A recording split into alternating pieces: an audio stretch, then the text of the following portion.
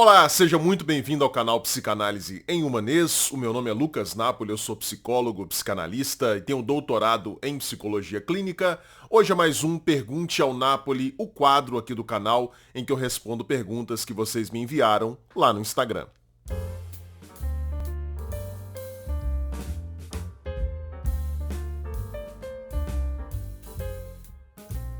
Primeira pergunta, como saber que a análise está fazendo efeito? Eu vou começar dizendo o que não significa que a análise está fazendo efeito ou não está fazendo efeito, que é a redução dos sintomas. Não necessariamente quando você perde determinados sintomas, isso significa que a análise está fazendo efeito. O objetivo principal de uma psicanálise, como dizia o Freud, é tornar o inconsciente consciente. Então isso significa que um indicativo muito claro de que a análise está fazendo efeito é a produção de insights. Ou seja, você está a cada sessão se apercebendo melhor do que acontece com você, entendendo melhor como é que você se comporta, como é que você funciona, entendendo melhor o que está por trás dos sintomas, das inibições, das ansiedades que você apresenta, que levaram você a procurar ajuda. Está acontecendo esse processo de percepção melhor de si mesma? Esse é o indicativo mais claro de que a análise está funcionando. Até porque existem determinadas coisas que você considera como sintomáticas, que você considera como problemáticas no seu comportamento, que em algum momento da análise você chega à conclusão de que elas não são necessariamente problemáticas. Que a relação que você tinha com essas coisas, com esses comportamentos, é que fazia você encará-los como dolorosos, como sintomáticos.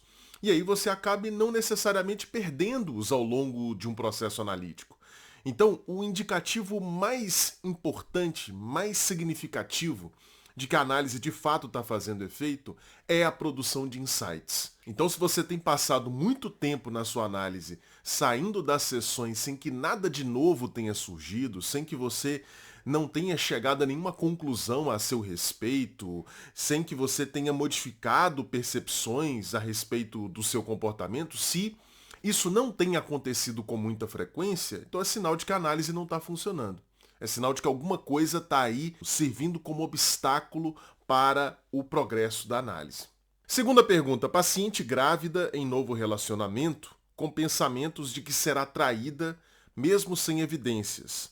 No primeiro relacionamento foi traída quando sua filha tinha 5 meses. A explicação mais óbvia para o medo que essa paciente está sentindo agora de ser traída é o fato de que ela foi traída no relacionamento anterior, logo depois da gravidez. A filha tinha 5 meses. Então a explicação mais óbvia. Isso pode acontecer mesmo, né? A gente passa por uma experiência negativa e quando nós estamos em condições semelhantes às daquela primeira experiência, a gente pode ter o medo de que aquilo que aconteceu volte a acontecer.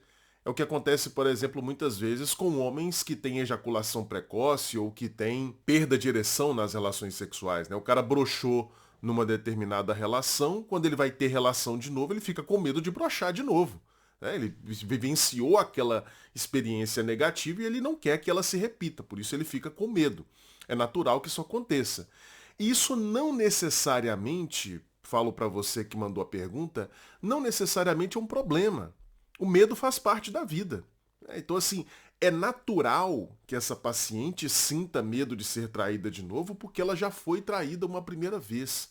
Então, não é algo que necessariamente você, como analista, precise desejar que desapareça da vida da sua paciente. Agora, é importante avaliar, é importante trabalhar junto com essa paciente se, na verdade, esse medo que ela está sentindo agora ele não se remete a outras questões da vida dela. Porque pode ser que, num primeiro plano, num nível mais superficial, esse medo seja justificado pela experiência de traição que ela teve no relacionamento anterior. Mas pode ser que outras coisas que já aconteceram na vida dela estejam aproveitando essa oportunidade para intensificar esse medo. Então talvez ela esteja vivenciando um medo excessivo de ser traída agora, que a leve, por exemplo, a ficar tendo uma atitude muito controladora no relacionamento, a ficar implicando muito com o seu parceiro. Pode ser que isso esteja acontecendo porque outras questões inconscientes, reprimidas da vida dela, ligadas à sua história de vida, estejam aproveitando esse momento para jogar um pouco mais de pólvora nesse medo e tornar a coisa muito mais explosiva do que ela deveria ser normalmente.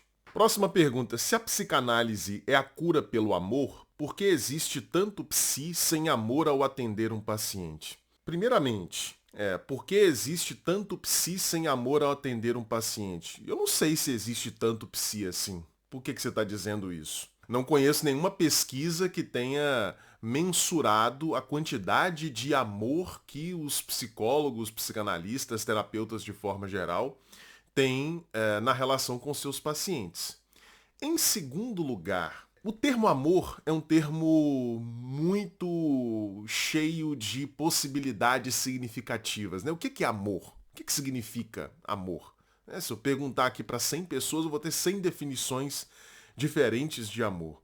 O psicanalista precisa amar o seu paciente para que a análise funcione? Depende do que você está chamando de amor. O que o psicanalista precisa fazer é fazer a análise acontecer.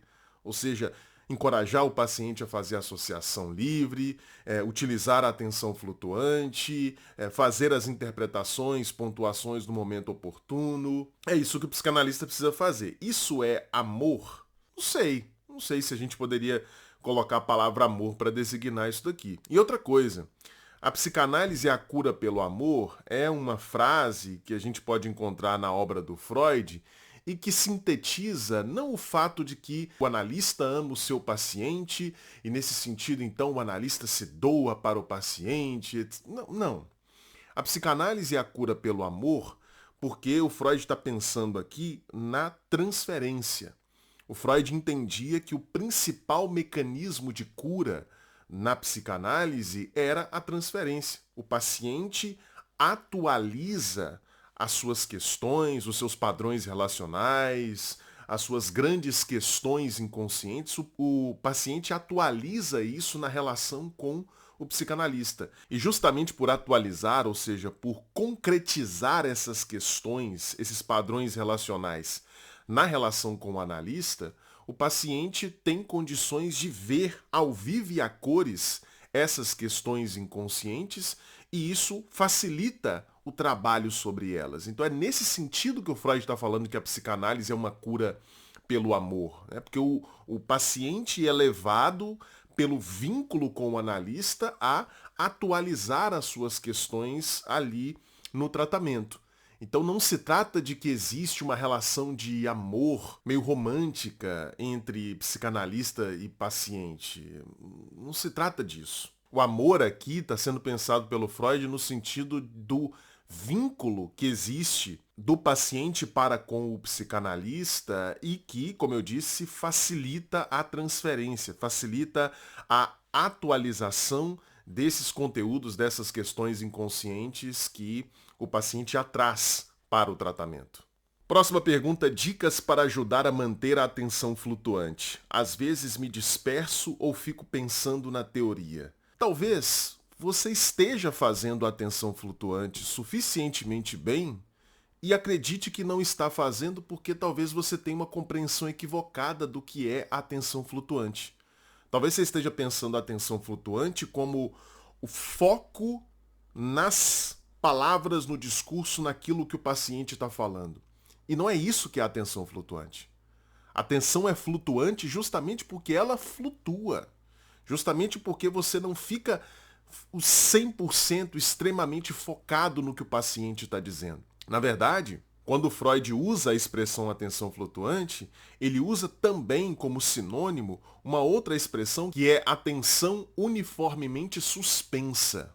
Ou seja, ao invés de adotar aquela atenção normal que nós adotamos quando estamos conversando com uma pessoa, né? Assim, normalmente, quando você está conversando com uma pessoa, ela fala coisas para você e você presta atenção no que ela está dizendo, não é verdade?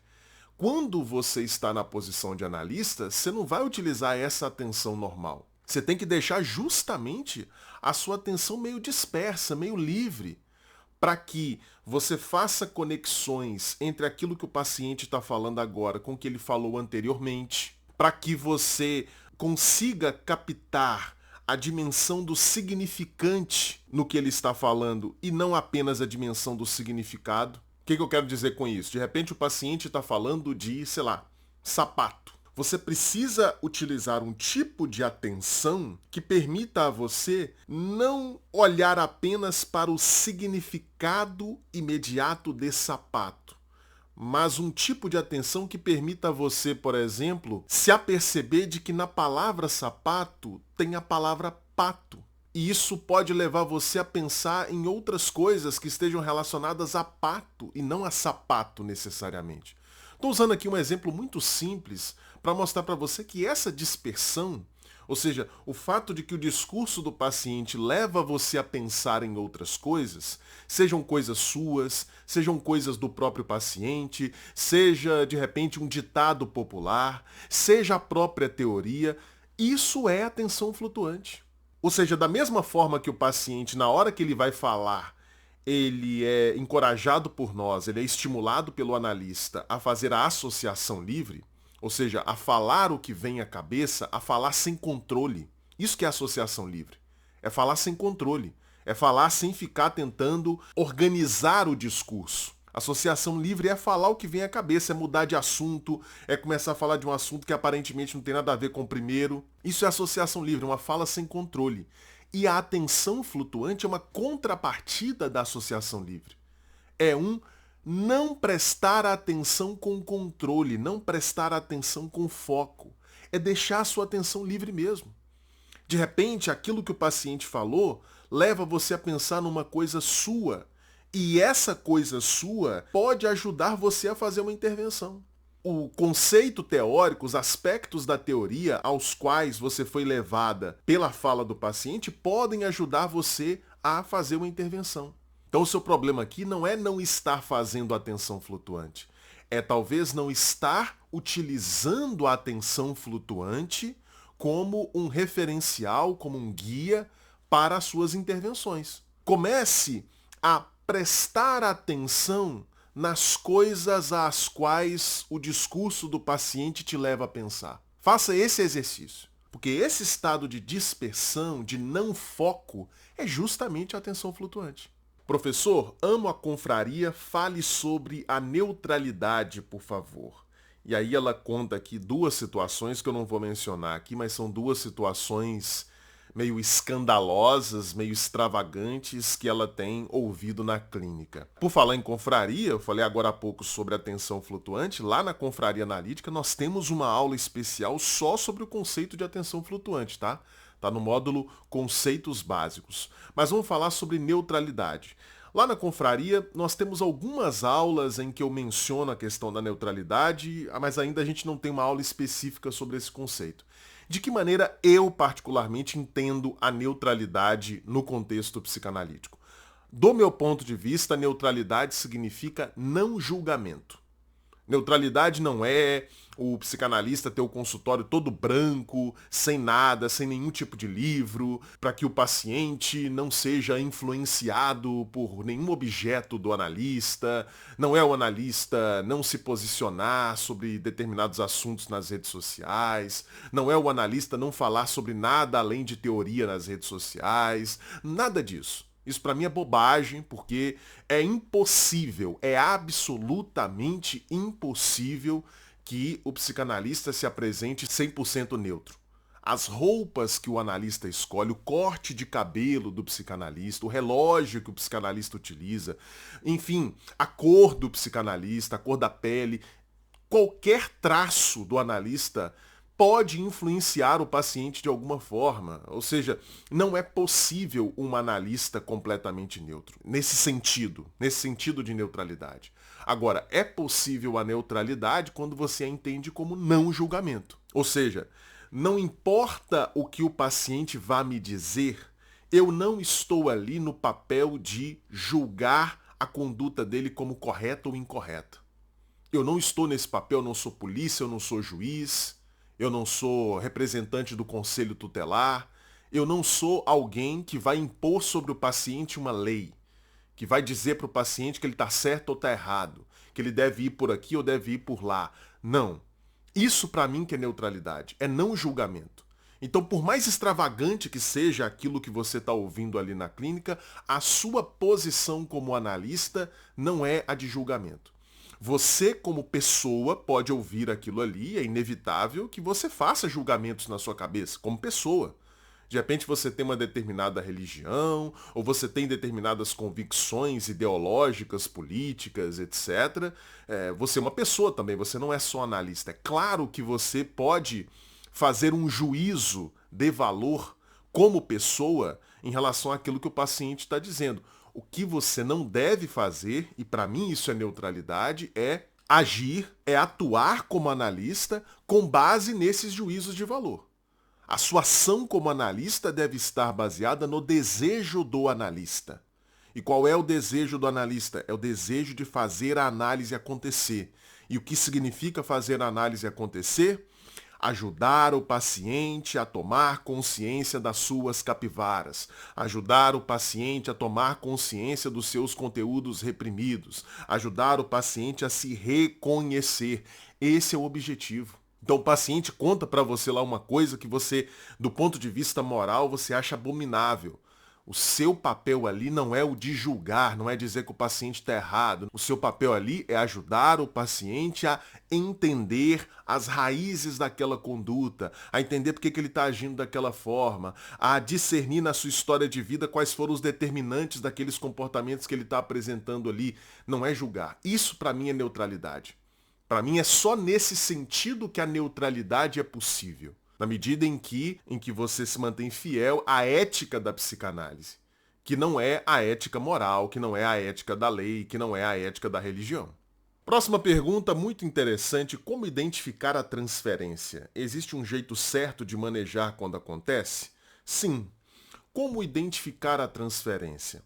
Olha, a transferência significa o deslocamento para a relação com o analista de padrões de relacionamento, de sentimentos, de desejos, de expectativas que estão referenciados, esses padrões, desejos, sentimentos, expectativas, estão referenciados originalmente a outras pessoas da história de vida do paciente. Então isso significa que nós estamos diante de fenômenos transferenciais quando as expectativas, o comportamento, a conduta, a fala do paciente, os sentimentos que o paciente dirige ao analista não brotam, não tem como fundamento a relação concreta desse sujeito com o analista.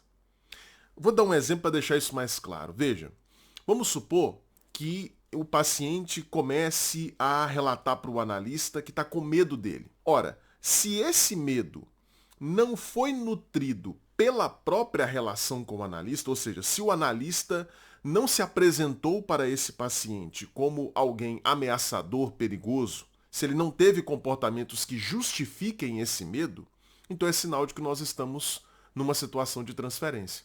Ou seja, esse paciente está transferindo para a relação com o analista um medo que, na verdade, vem de outras relações dele, de relações com outras figuras, provavelmente figuras parentais. O que o analista deve fazer nesses casos? Não alimentar aquela relação transferencial, ou seja, se o paciente começa a ficar com medo do analista, o analista percebe isso aqui é transferência e eu não dei nenhum motivo para que esse medo esteja acontecendo. O analista, então, não deve dar motivo mesmo, não deve alimentar aquele medo, não deve fazer nada que vá reforçar aquele medo. Mas, mais do que isso, além de não alimentar a transferência, o analista deve ajudar o paciente a perceber que se trata de um fenômeno transferencial. Ou seja, o analista deve interpretar aquele fenômeno para o paciente e ajudá-lo a perceber que a transferência está acontecendo. Para que o paciente, então, seja levado, estimulado, encorajado a pensar: o que eu estou transferindo? Que padrão relacional que eu estou transferindo? Quem é o objeto original desse medo que eu estou transferindo para a relação com o meu analista?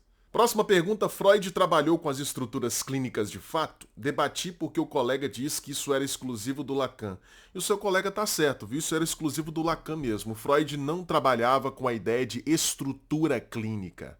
Para o Freud, neurose, psicose, perversão, histeria, neurose obsessiva são formas de adoecimento. O sujeito, então, ele pode desenvolver uma histeria, ficar histérico durante um determinado tempo e perder a histeria, ficar curado da histeria. Do ponto de vista do Freud era assim, né? O sujeito desenvolve uma fobia, faz o tratamento psicanalítico, se cura da fobia e deixa de ter fobia. Deixa de ser fóbico, portanto. É o Lacan quem vai propor essa tese de que essas formas de adoecimento não são apenas fenômenos que podem surgir num determinado momento na história de vida do sujeito e depois desaparecerem. É o Lacan que vai propor a tese de que existe uma estrutura psíquica, uma estrutura subjetiva específica por trás da histeria, por trás da neurose obsessiva, por trás da fobia, por trás da psicose, etc.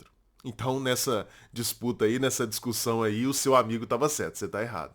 Para finalizar, uma pergunta muito legal. O que precisa ter em uma sessão de psicanálise que é essencial? Basicamente, duas pessoas, uma pessoa que esteja fazendo associação livre, ou seja, que esteja falando o que vem à sua cabeça, sem ficar controlando a própria fala, sem ficar se baseando num roteiro, num script para falar, e uma outra pessoa fazendo atenção flutuante, sobre a qual eu já falei aqui nesse vídeo. Se houver uma pessoa fazendo associação livre e a outra escutando a primeira com atenção flutuante e ajudando a primeira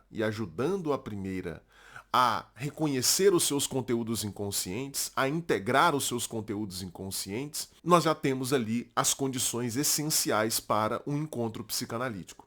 Então você perceba que não é essencial o divã. O divã ajuda, tem vídeo aqui no canal em que eu falo sobre isso. O divã ajuda, o divã facilita, mas ele não é essencial. A presencialidade não é essencial, porque esse processo em que uma pessoa faz associação livre, a outra escuta com atenção flutuante, pode acontecer via chamada de vídeo, pode acontecer via telefone, então não é necessário que essas pessoas estejam no mesmo local, não é necessário um tipo de mobiliário específico, nada disso. A psicanálise pode ser feita em qualquer lugar, desde que essas condições estruturais estejam presentes. Uma pessoa fazendo associação livre, uma outra pessoa escutando com atenção flutuante e essa segunda pessoa, que é o analista, ajudando a primeira a reconhecer e integrar os seus conteúdos inconscientes. Isso é o essencial.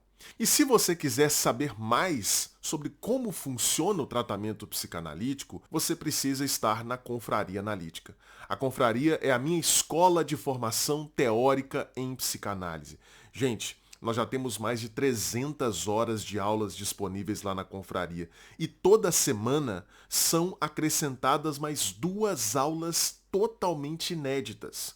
Uma aula que acontece ao vivo, toda segunda-feira às 8 horas da noite e que fica gravada, e uma aula gravada mais curta que é publicada toda sexta-feira. Então, para você ter acesso a tudo isso, 300 horas de aulas, mais de 300 horas já disponíveis, mais 2 aulas novas toda semana, você vai pagar apenas o valor de R$ 49,99 por mês. É isso mesmo, R$ 49,99 por mês. E se você quiser, você já pode fazer um plano de assinatura anual, válido por 1 ano, no valor de R$ 497.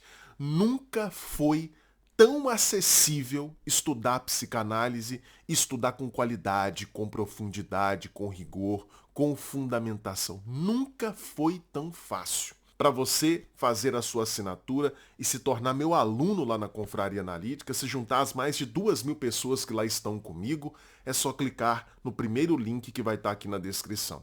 Bom, e antes de terminar esse vídeo, deixa eu falar rapidinho para você sobre os meus 2 e-books. O primeiro deles se chama O que um psicanalista faz, em que eu explico de maneira rápida, simples, didática, o que acontece no consultório de psicanálise.